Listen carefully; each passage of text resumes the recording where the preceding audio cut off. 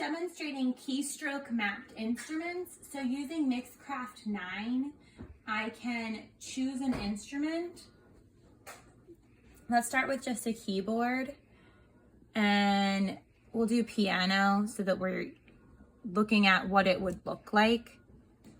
And then I'm going to do that for musical typing. Then I go to my mapping device, and we see I have 2, 3, 4, and 5 here. So I have made the output for those keystrokes A, S, D, and G. So if I were to type A, S, D, and G, then it would play those pitches. But I have now made it so that A is going to come out of this switch, S is going to come out of this switch, D is going to be this switch, and G is going to be this switch. And so this enables students who would not be able to play the piano yet to be able to maybe start on the big button, working at playing one key, and we can play songs that have drone accompaniments on one key, just working on pressing that one, or maybe getting 2 going, working on using 2 hands, and then we can slowly move them down to a smaller button, and then potentially to getting them to actually hit a single piano key. Now, for a student for whom making the button smaller is never going to be an access point, we can just stay with the buttons and potentially put them in any order. Like we could put them closer together so that that student doesn't have to move their hand as much. And then they can play them this way. You can also change the instrument that that student is playing. Let's say that I wanted to play the banjo instead. So I'm just gonna go into guitar and then banjo.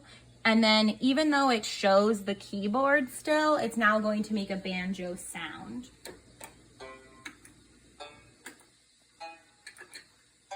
And there's a variety of instruments that are on here.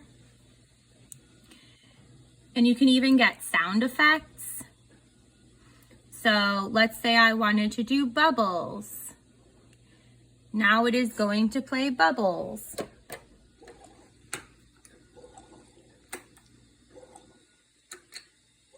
And so if I wanted my student to contribute to my performance or a book, then they can use bubbles instead. And so just by key mapping through Mixcraft, I'm able to do a lot of things. I can also key map through online resources that enable me to use the same keys to do different things. This one is going to use the same keys, and with those keys, I'm playing, and it's also color coding so that I can see color coded notation. And then it can also record when that is done.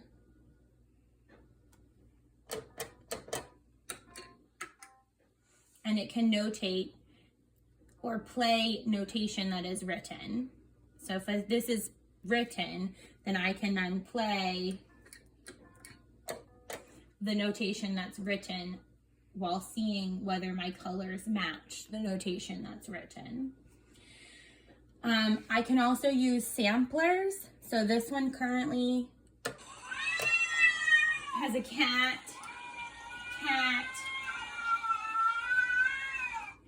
and then I can change it to a different set.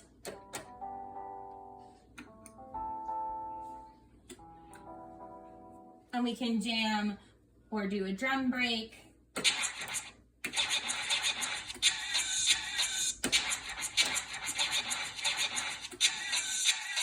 And if I wanted to, I can even change the types of sounds and which one I am mapping to which letter. Let's say I wanted to put rhythm 1 there, and then I wanted to put scream down here, and circus loop 2 right here. Well, now I have different options to play.